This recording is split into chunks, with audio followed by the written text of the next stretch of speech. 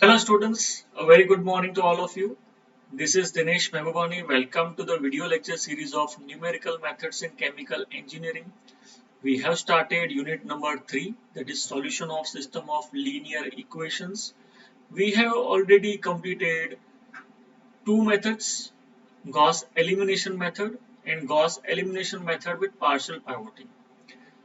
Okay, what is the basic difference between the Gauss elimination and Gauss elimination with partial pivoting? Okay, why we are using Gauss elimination with partial pivoting? Because there are some disadvantages, there are some pitfalls of the Gauss elimination method.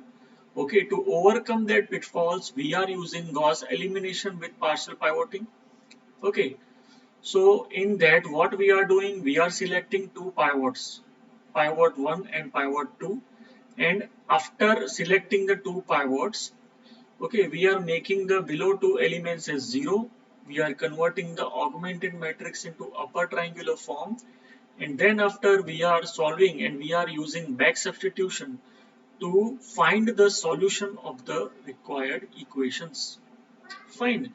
So till now we have completed up to numerical. We have completed up to Gauss elimination and Gauss elimination with partial pivoting. Today we are going to start the iterative methods. We have already discussed that what is the meaning of iterative. Iterative means we are doing the same operation again and again. We are doing the same steps. We are repeating the same steps again, and that is known as iterative. So which are the two basic methods of iterative? Two basic iterative methods are Gauss-Seidel method and Gauss-Jacobi method. So today we will start from Gauss-Seidel method. Okay, as this is a system of linear equations. Okay, what will be given? In this also a system of linear equations will be given. Okay, and let the system of linear equations be a11x plus a12y plus a13z is equal to d1, a21x plus a22y plus a23z is equal to d2, and the third is a31x plus a32y plus a33z is equal to d3. See, this is the system of linear equations where a11, a12, a13, these all are the coefficients, and d1, d2, d3 are the constants. Okay, now to apply Gauss-Seidel method, there is a necessary and sufficient condition. Okay, there is a necessary and sufficient condition to apply Gauss-Seidel method, that our matrix should be diagonally dominant. Our system should be diagonally dominant. Now, what is the meaning of diagonally dominant? See here, A11, the diagonals A11, A22 and A33 are known as diagonals. Okay, so let me write the diagonals.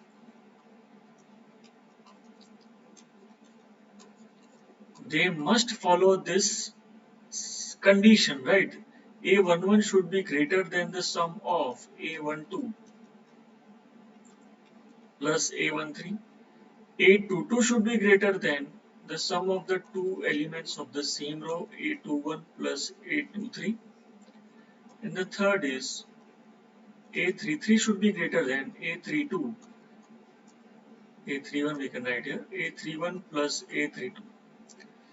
See, if these two are equal and this is greater, then it is allowed. So we can say at least one diagonal. You have to remember, it is not given anywhere. At least one diagonal should be greater than the sum of other two elements. Okay, so if these two are equal and this is greater, then it is allowed. Again, this is greater, this is greater, this is not greater, it is equal to, then again it is allowed. So what is our condition for the diagonally dominant? Any one diagonal element should be greater, and if other two are equal, then it's okay. Fine. So this is the condition to apply Gauss-Seidel method. Okay. How we can find the expressions for x, y, and z?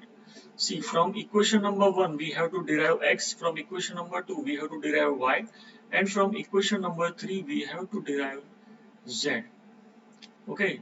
So let us derive the equations. See, which is our first equation?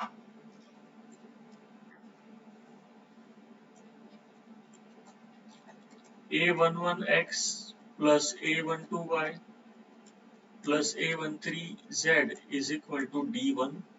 Okay, we have to eliminate x from this. So I can write A11x is equal to D1 minus A12y minus A13z. So my x will be 1 upon A11 D1 minus A12y minus A13z. Okay.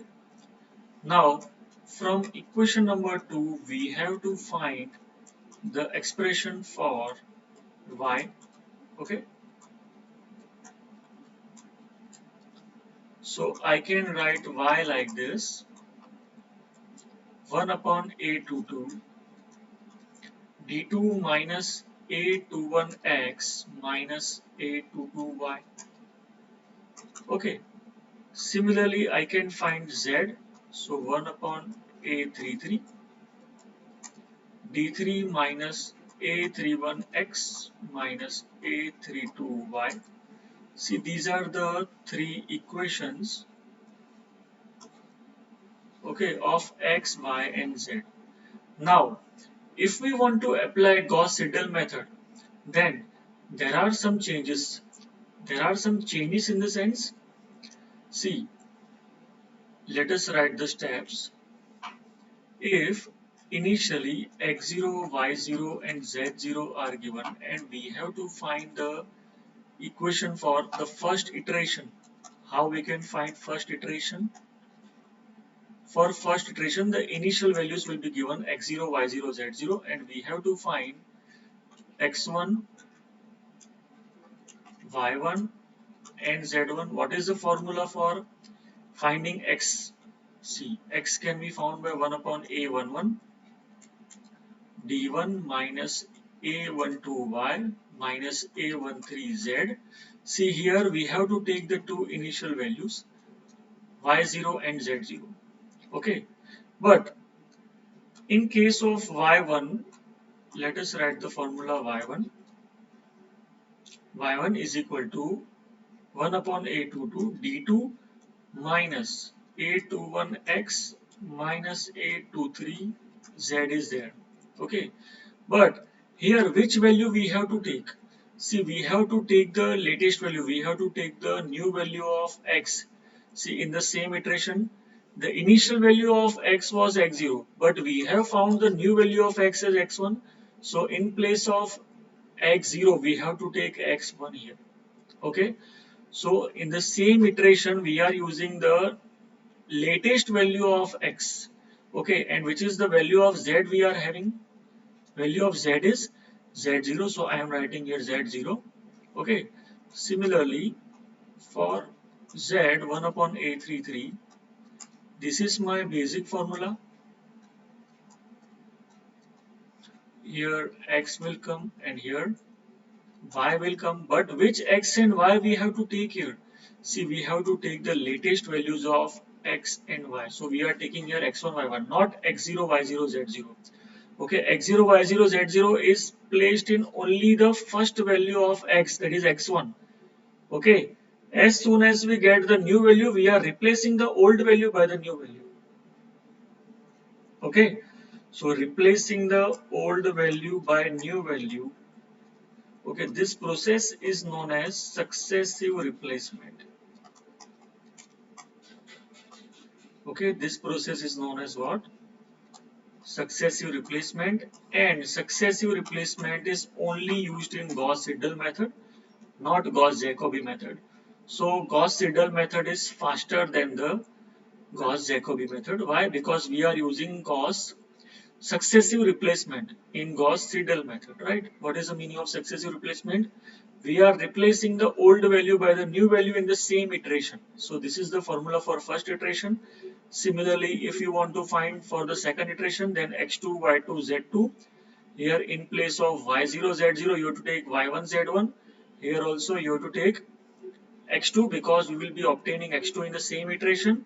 So in general, if I want to write the formulas for finding the iteration, then xn plus 1, yn plus 1 and zn plus 1 can be written as 1 upon a11 b1 minus a12 yn minus a13zn